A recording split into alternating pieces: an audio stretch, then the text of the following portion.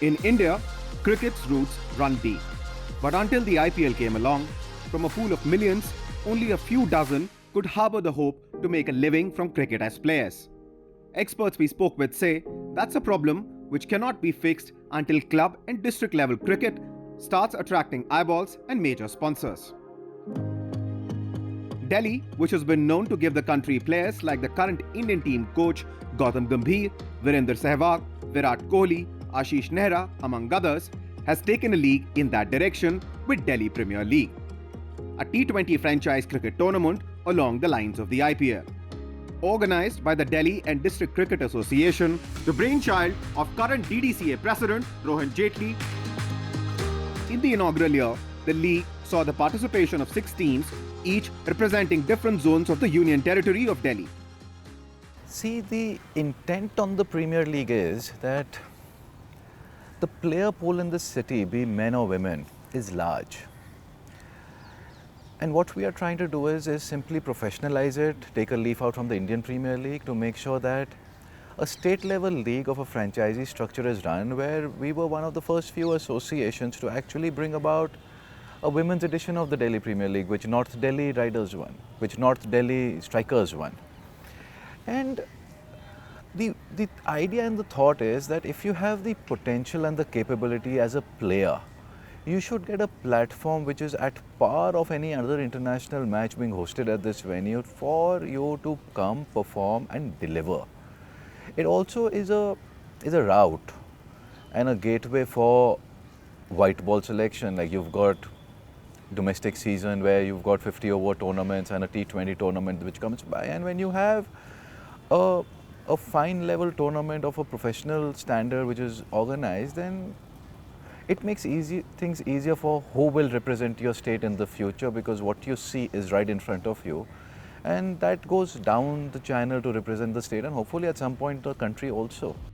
A great platform for players to stake claim to a place in the IPL and the national team, the league saw enthusiastic participation from players who had been waiting for such an opportunity for a while.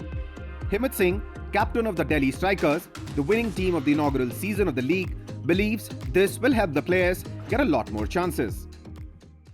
I think it was a great initiative taken by Rohan sir and DDCA that they decided to organize the DPL. I think the word had been going on for a long time. All the players are very excited for the DPL, and I'm sure it's going to help them in the upcoming season. They'll be getting a lot more chances than what they were before.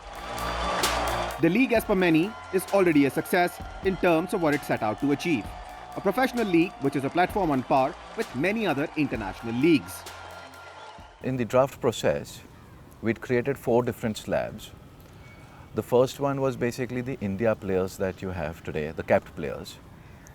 The second one are the IPL players and the players who are playing for the state as of today. So your marquee players in list 1 had India and IPL. List 2 had former IPL and present state players.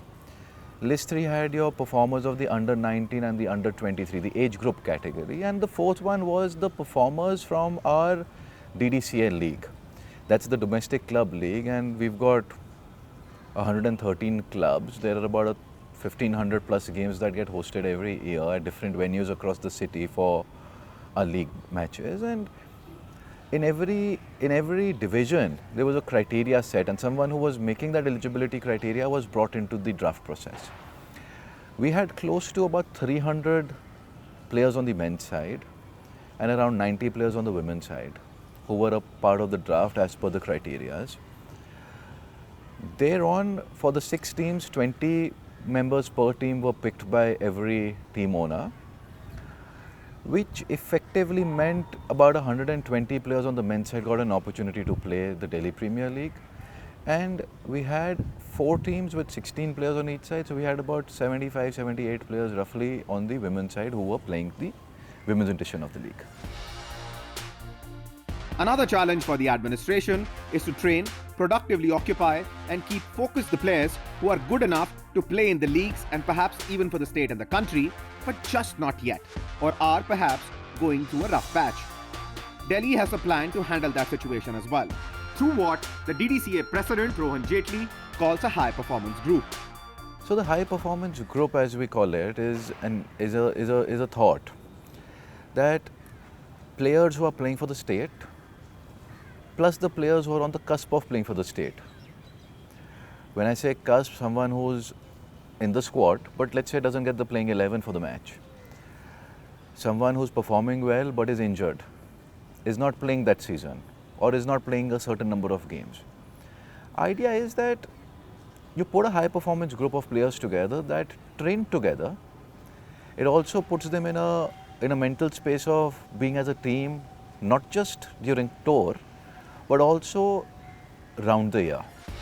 The group is also a great opportunity for female players in the league to hone their skills. So the high performance group in the last season was a good success on the women's side, where we actually saw a big number of girls who were a part of that high performance group, which was around 60 players, who would regularly go on a regular basis, and they had the best coaches, they had the best trainers, the best physiotherapists, rehab available, and idea is to make sure that they are able to get that final finesse to their skill to bring the best that they have to offer when they play for the state.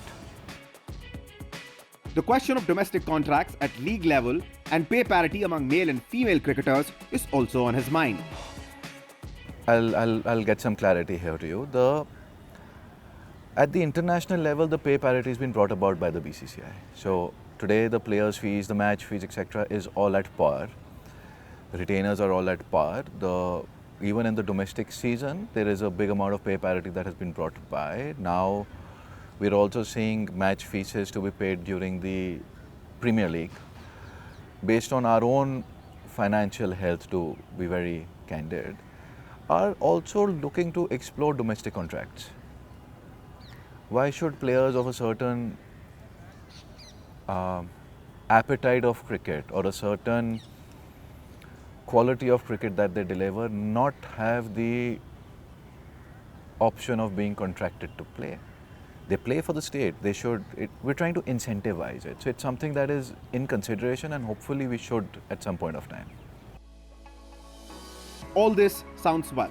The successful conclusion of the first edition of the Delhi Premier League is ample evidence domestic leagues could be a success. However, when it comes to cricket, like many other things, the allegation of corruption and favoritism during selection are issues that also need to be addressed. When you say selection-related issues, we've been over the last 3 years now, we have now from a trial-based system of nets where players are called in, they are seen by selectors in the nets, bowling, batting, etc. We've now switched over to real game standards. What does that mean? Now there's an under-16 league, there's an under-19 league, there's a regular league that you run through the year. About 3 years ago, when we brought about the change in the under-16 and the 19, the junior cricket, to put it very candidly, we ended up qualifying in the advanced stages of the domestic tournaments after 7-8 years. What was the change? The change was only the system, and the process that was adopted now was different to what was being used earlier.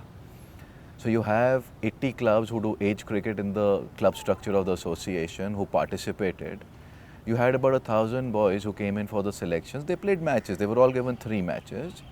Thereon, there was a criteria set in. They were shortlisted to a smaller pool. There were about 8-10 teams made. Then about 15 teams made. They were then given a second round of games. Then based on that, a smaller. So when you start reducing a pool size on performance, then the chance of going wrong is fairly limited. The future of domestic leagues seems promising. To make room for games and provide world-class infrastructure for the talented, the DDCA is also planning to build another stadium in the national capital. Did you watch the Delhi Premier League matches? What do you think about the quality of cricket played during the league? Don't forget to share your thoughts with us in the comment section.